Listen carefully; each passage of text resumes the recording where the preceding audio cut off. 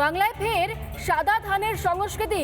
বাম জমানায় ত্রাসের পুরনো কৌশল ভোটের আগে হাতবদল হয়ে ফিরল মমতা বন্দ্যোপাধ্যায়ের রাজত্বে। নানুরে বিজেপির মণ্ডল সভাপতির বাড়ির দরজায় রেখে যাওয়া হয় সাদা ধান, সঙ্গে মালা, মিষ্টির প্যাকেট আর ধূপকাঠি। সরাসরি মৃত্যুর বার্তা কুড়গ্রামে। অভিযোগের তীর শাসক দলের দিকেই। সাদা ধান, ধূপকাঠি, মিষ্টি, রজনীগন্ধা ফুলের মালা। ভয় তো লাগছে। হ্যাঁ, ছেলে বিজেপি করে বিপক্ষ পার্টি রাখবে নিশ্চয়ই, তৃণমূল। ভোটের আগে বাংলা জুড়ে সন্ত্রাসের রাজত্ব। দরজা খুলতেই সাদা ধান, ধূপকাঠি, মিষ্টি। বাম আমলের সেই পুরনো সন্ত্রাসের সংস্কৃতি যেন ফিরল তৃণমূলের হাত ধরে। নানুরের কুড়গ্রামে বিজেপির মণ্ডল সভাপতির বাড়ির দরজায় রাতের অন্ধকারে রেখে দেওয়া হয় সাদা ধান, মালা, মিষ্টি ও ধূপকাঠি। ভয়ে হাত দিতে পারিনি। আমি স্বামীকে, ছেলে বউকে বললাম সাদা ধান, ধূপকাঠি, মিষ্টি, রজনীগন্ধা ফুলের মালা। এখনো আতঙ্কে কাটা পরিবার। কুকর্মের মূলে তৃণমূলেরই হাত যশ রয়েছে বলে দাবি পরিবারের।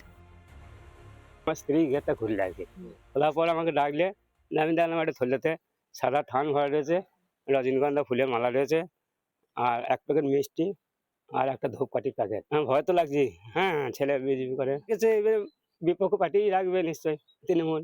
হয়তো কোনো সন্ত্রাসী পরিকল্পনা বা আমাকে মারার হুমকি বা কোনো কিছু আমাকে ভয় দেখানোর জন্য, দমানোর জন্য, বিজেপি যাতে না করি সেই কারণে হতে পারে। টিএমসি দুষ্কৃতি করবে।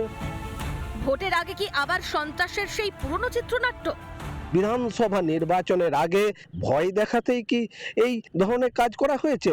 তৃণমূল অবশ্য বলছে যে নানুর যাতে সন্ত্রাস কবলিত এটা প্রমাণ করতে পারে বিজেপি, সেই কারণে নিজেরাই নাকি এই ধরনের থান, কাপড়, ফুল, মিষ্টি রেখে দিচ্ছে।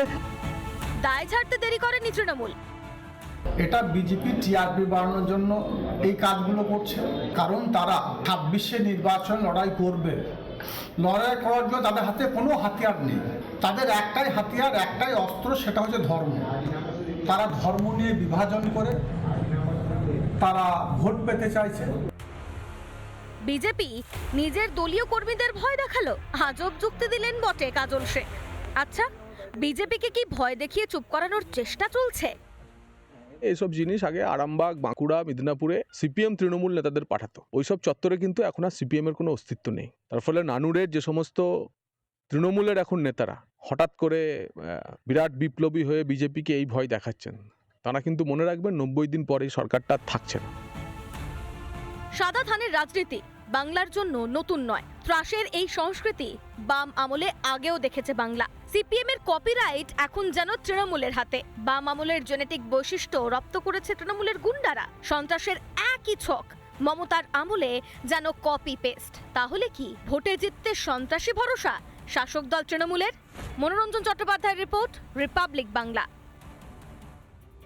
নানা ধরনের কন্টেন্ট দেখার জন্য লাইক করুন, শেয়ার করুন আমাদের ফেসবুক পেজ, সাবস্ক্রাইব করুন আমাদের ইউটিউব চ্যানেল। পাশাপাশি অন্যান্য ব্রেকিং নিউজের জন্য অবশ্যই চোখ রাখুন রিপাবলিক বাংলায়।